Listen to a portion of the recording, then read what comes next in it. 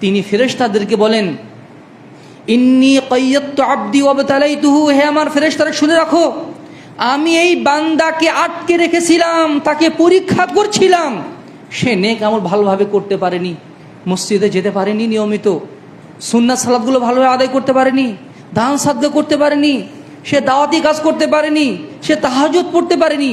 ফাআজরু লাহু কামা কুনতুম তুজরাউনা লাহু ক্বাবলা যালিকা ওয়া হুয়া সহিহ, সে সুস্থ অবস্থায় যে যে নেক আমল করত, ওই নেক আমলগুলো তোমরা লিখতেই থাকো, অসুস্থ হয়ে সে আমলগুলো করতে না পারলেও। সুবহানাল্লাহ বিহামদিহি সুবহানাল্লাহিল আযীম। এরপরেও কি অসুস্থ হলে আপনি কি আল্লাহকে গালি দিবেন? আপনি মন খারাপ করবেন? না, রোগকে কখনো গালি দেওয়া যাবে না, রোগ কল্যাণের প্রতীক।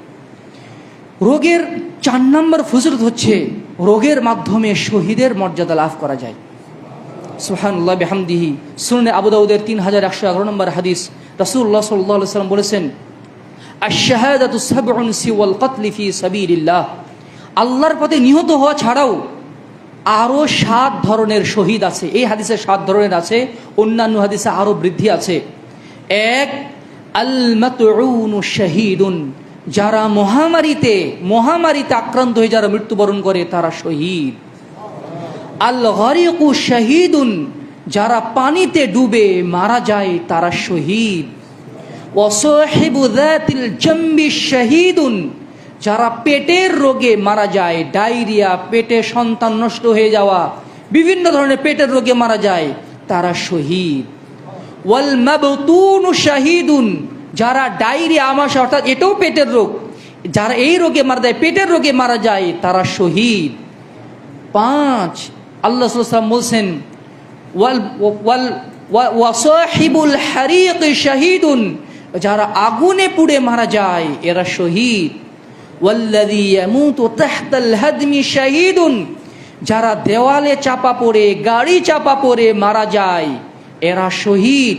ওয়াল মারআতুল্লাতী তামুতু বিজুমইন শাহীদ, যেই মহিলা সন্তান প্রসবকালে মারা যায়, নিফাস অবস্থায় মারা যায়, ওই মহিলা শহীদ। সুবহানাল্লাহ বিহামদিহি। কেউ যদি ক্যান্সার রোগে আক্রান্ত হয়ে মারা যায়, কিডনির রোগে আক্রান্ত হয়ে মারা যায়, তাহলে আধুনিক ফকিহদের মতামত হচ্ছে ওই ব্যক্তি শহীদের মর্যাদা পেয়ে যেতে পারে। সুবহানাল্লাহ বিহামদিহি সুবহানাল্লাহিল আযীম। রোগের 5 নম্বর উপকারিতা হচ্ছে রোগের মাধ্যমে কবরের আযাব থেকে মুক্তি লাভ করা যায়। রাসূলুল্লাহ সাল্লাল্লাহু আলাইহি ওয়াসাল্লাম বলছেন, মান কাতালাহু বাতনুহু লাম ইউআযাব ফি কবরিহি